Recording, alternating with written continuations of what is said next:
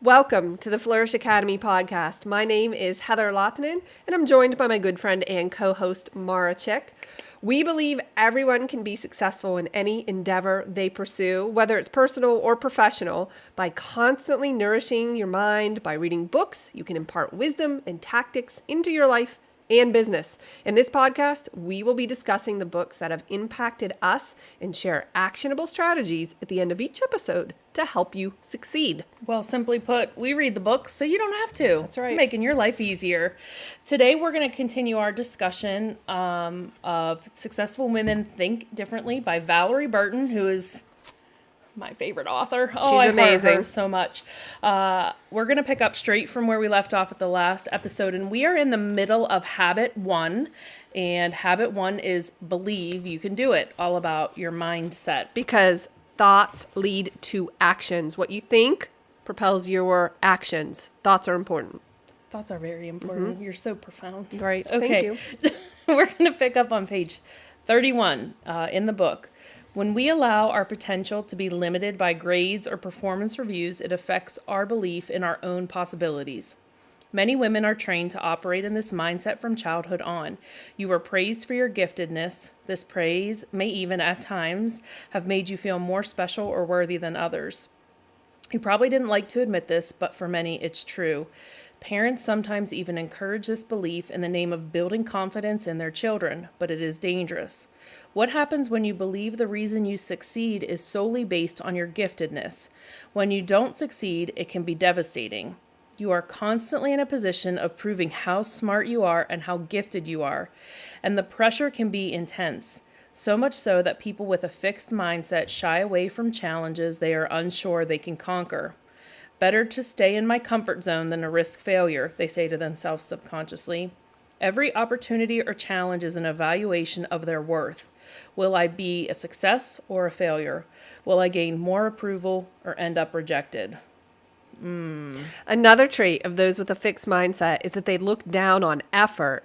If you have to try hard, you must not really be that good, the fixed mindset says. So what Valerie is referencing here is the book by Carol Dweck called Mindset. And there's either one of two mindsets. Either you have a fixed mindset or a growth mindset.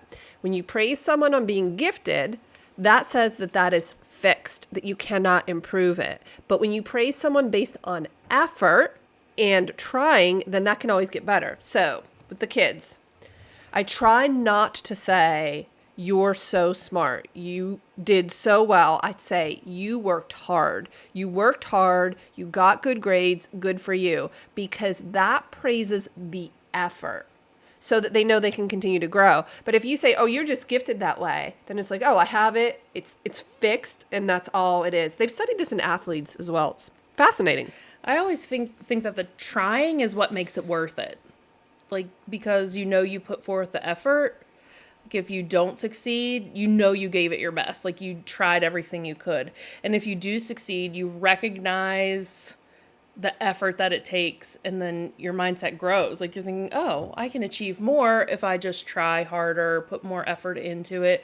Like, I always praise the effort, not the outcome, because the outcome could be different for each of us, but it's the effort that makes it worth it. When would you say you learned this? Because the reason I ask that is because it's been relatively recent for me. It was very recent for me. I like Valerie says in the book, it was always about like, oh, you're so smart. Oh, this is so ingrained in you. No.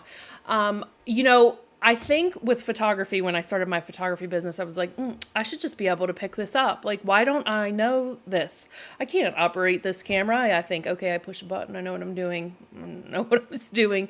So I tried really hard. I had to work at understanding my camera, what I'm doing, how I'm working.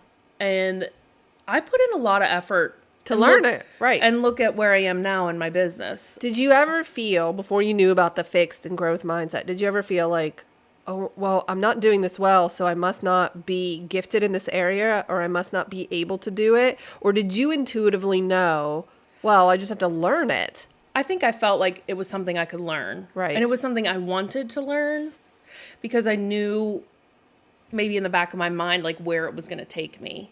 it was like my way out of like corporate America. And I thought if I could just put my mind to this and learn everything I can, like someone may be smarter than me, just naturally gifted, but they're not going to outwork me. Like I'm going to learn and shoot as much as I can to get to where I want to be. So the effort, like I put effort into everything. I don't do everything. There's nothing half-assed about Mara. No, there isn't. Goes There isn't. all in. So, is there anything that you think you can't learn no. if you wanted to? If I wanted to. Like, Right. I want to learn how to play the piano, so I'm going to be taking piano lessons here in the next couple of weeks. Of course you are. Remember when I took my ballet class? I do. And we both really like to learn new things because it expands our mind. It might not be something we're interested in I'm pursuing not a going to career. go be a prima Right. ballerina in a New York City ballet. You're not, Clearly, I don't have the body type for a ballerina. but you did it. But hey, I did something because I wanted to do it and had some fun with it, and it was great. I love to do those little things. But I'm always going to try Right. and learn. Right. And it's not because of natural ability. It's because I put in the effort. Of course. I love that topic so I do very too. much. I know a lot of parents struggle with that too. Okay, right back into the book. We're going to continue on page 33. Truly successful people ask for opportunities. They don't just market, they also sell. And they put forth a lot of effort, which in no way diminishes their talent. Instead, it shows their commitment. That emphasis is mine. Right. As I'm reading. Not asking because you believe it will diminish your talent is simply prideful. Hold on. I have to stop you there because I wrote in my book, not asking because you believe it will diminish your talent is simply prideful and stupid. I wrote it in my book. You wrote That's it, you added stupid. And by the way, that's something I used to struggle with. I used to think if I put something out there that's great, why would people won't not just people? buy it? Like they should just want to hire Why- us. Why not? Why do I have to market it? If it was good enough, I wouldn't have to market it. That's stupid. That's a dumb thought. I'm It is. sorry. That's It's okay. dumb. I own it. That was stupid. You have to market it. And it doesn't take away from the fact that it's good. It's just part of the process of starting a Right. business or doing what you want to do.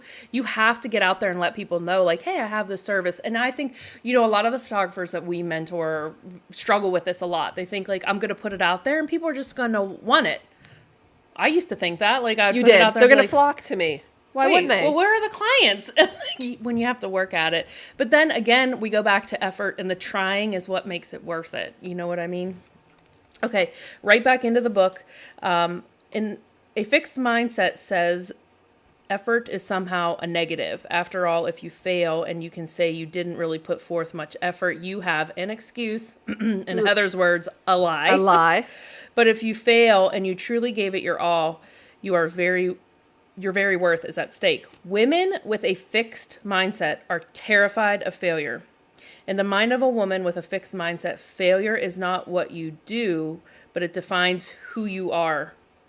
Ooh, They said it gosh. is their identity. Yes. A fixed mindset person will set their failure as their identity. And you cannot do that. But some people will not put forth the effort because they want that excuse. They want to be able to, and by the way, I've done that. I've done that in years past where I didn't succeed at something. And then I said, well, I didn't You actually just wash your hands of Yeah. it. You have the out. Then you have an out. To I say, didn't like, try that hard. It wasn't for me. Right. Like, trying Right. hard. Lies. I get more lies. More lies. Were you ever afraid of the ask? Like going back really quick. Were you Oh afraid no! to ask? In terms of selling, no, I'm not. I'm not. That doesn't frighten me. I think I had this mindset though that if I put something good out there, people would buy it. I didn't, but the thing is, I didn't know I had that mindset until I read about it and named it. Then once I put a name to it and a thought, okay, I have to change that. So I realized, all right, I need to ask for the sale, and there's no shame in that. That if you have something worth putting out there, then you're going to need to market it. And marketing means asking for a sale. So no, asking doesn't bother me. Okay, and I think the critical part here that Valerie then gets into is that you have a choice between a fixed mindset or a growth mindset. And that's very important for you to recognize that You can change. there's change that needs to happen. Okay. Whew. This is good stuff, This is Heather. really good book. Okay. Continuing on to page 34. The fixed mindset says life dealt you a hand and that's it. This often causes people dissatisfied with the hand they've been dealt, to bluff about the hand they've been given. These are people who often feel afraid they will be found out. They are constantly trying to prove themselves and sometimes feel like an imposter, putting on the facade of smarts and personality to win people's approval and praise. The growth mindset offers an approach that melts anxiety and opens the door to amazing possibilities. It says your natural traits are more than just something you have to live with, but simply a starting point. You can cultivate the qualities needed to succeed through your own efforts. A growth mindset believes you can grow through experience and change substantially through your actions. Unlike a fixed mindset, a growth mindset doesn't disdain effort, it thrives on it. Hallelujah! Throw the books up in the air. Like, that's the point. Effort is worth it. And she goes on to say that women with a growth mindset believe that with years of discipline and passion, their true potential is unknown. I love that. Human potential is nearly limitless. You can do anything, you can be anything, but you have to have a growth mindset. And if you are limiting yourself with your beliefs, then you're always going to have a ceiling above you. Ooh, no ceilings. No Time ceiling. to break through. Okay, and then continuing on to page 34. When you build your strengths rather than assuming they are fixed, you multiply your efforts. Sure, you may be a natural born leader and you've been leading for years, but does that mean you couldn't still be more effective? A woman with a fixed mindset is content to rest on her laurels. A growth mindset sees strengths as only a starting point. Wisely, she taps into her strengths and then nourishes that talent. Choosing, because it's a choice. It is a choice. Mara added that. Right. Choosing a growth mindset doesn't mean your individual strengths don't matter. In fact, a woman with a growth mindset notices strengths and weaknesses more than those with a fixed mindset.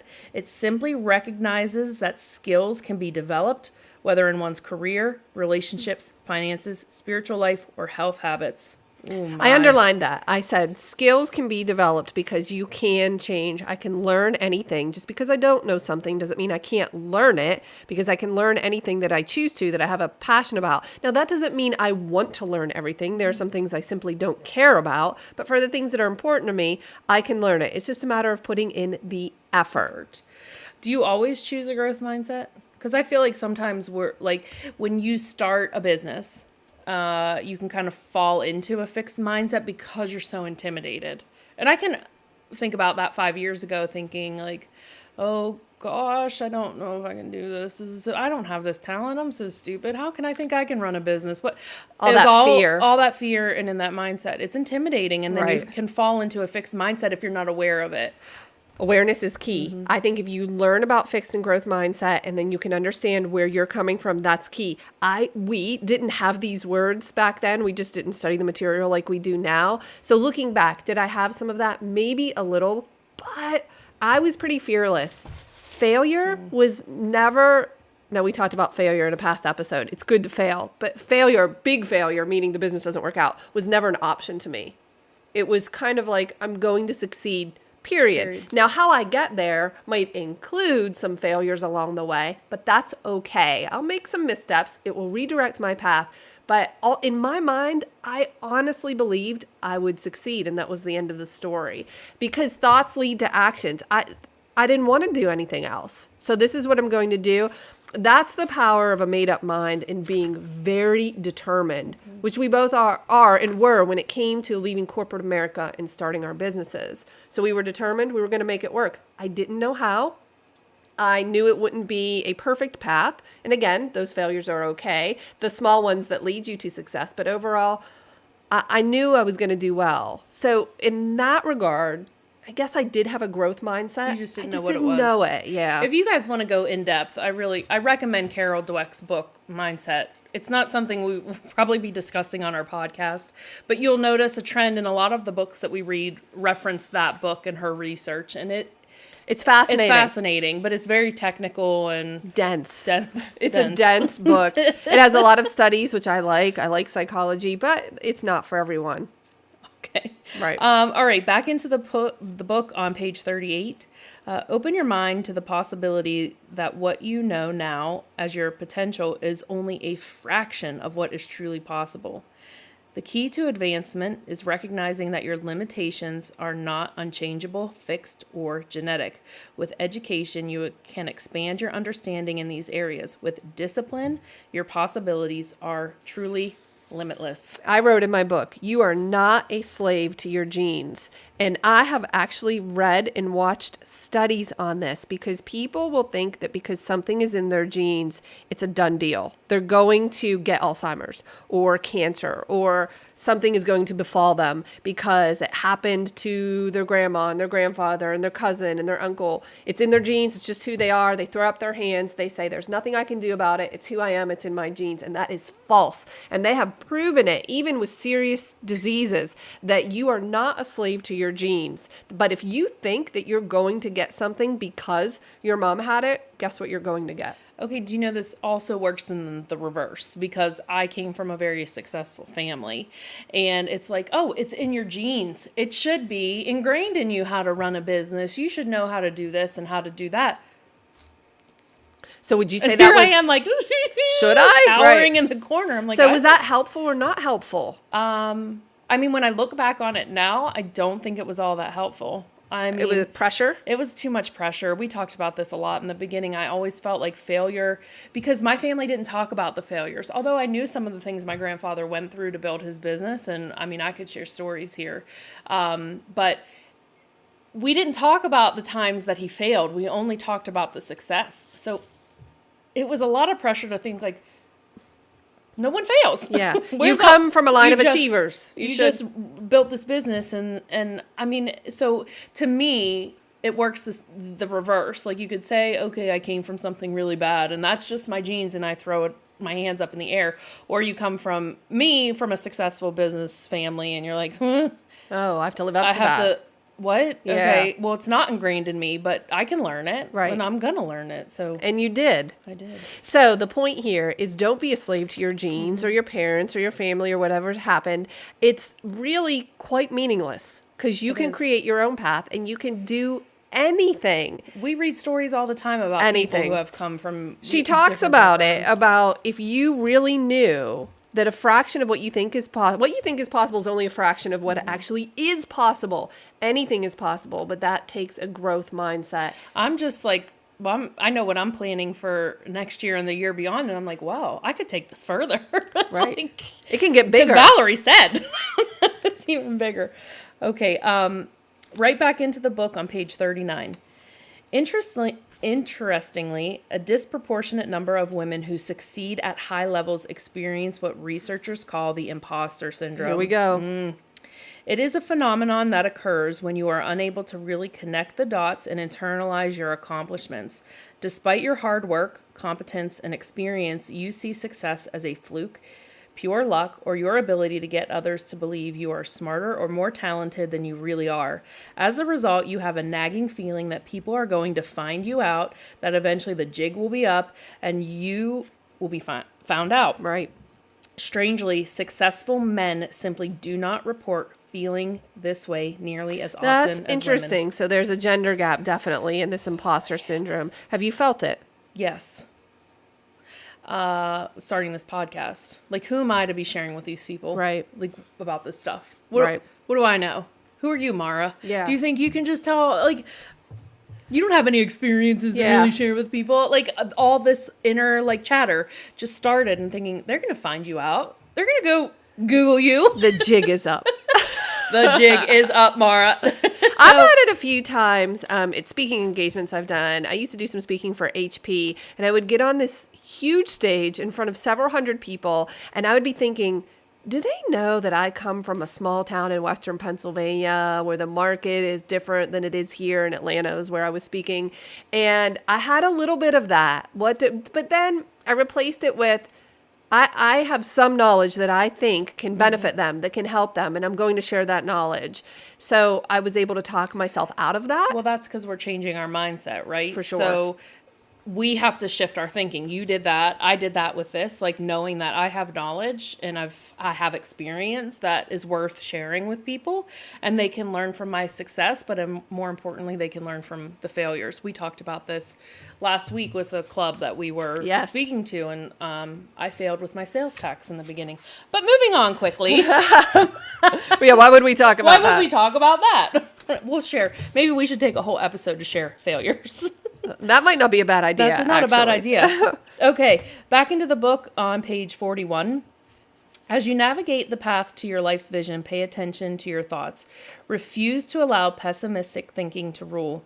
Sure, pessimistic thoughts may invade your mind, but intentionally question those thoughts and ensure that the thoughts you embrace are accurate and productive. In other words, any thoughts that produce self-sabotaging fear and paralyze you from moving forward need to be rejected.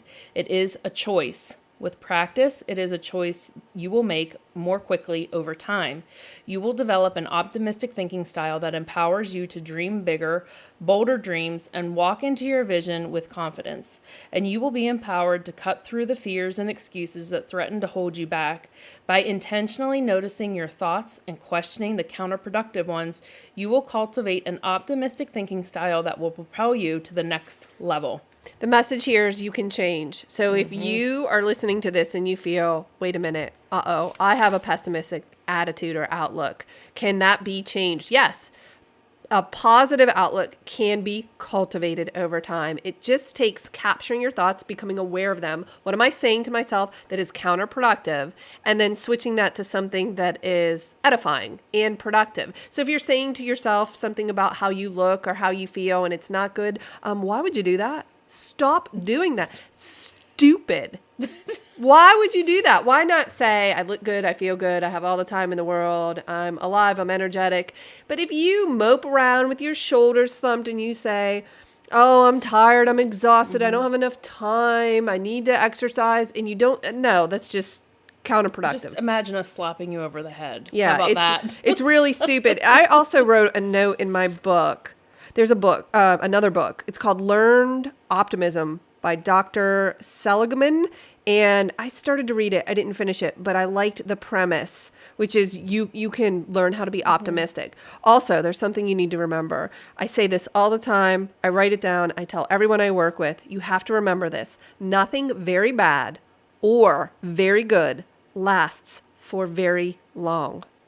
So have you ever been driving on the highway, the interstate, in a major downpour rainstorm? You know, the type where you can't see and it's almost scary. You think, should I pull over? People are pulling over. My thoughts are always just carefully to get through it because it can't last forever. An outburst of rain like that is short-lived. So I'm going to be through it in a minute. But that's a metaphor for life, which is nothing very good or very bad lasts for very long. So just hang on. Something will change and it will be different for you in a couple of minutes. Yes. Okay, straight back into the book. We're going to start on page 41 at the bottom and move into page 42 and 3.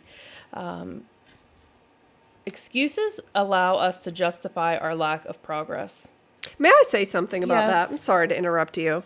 I have an idea. Yes.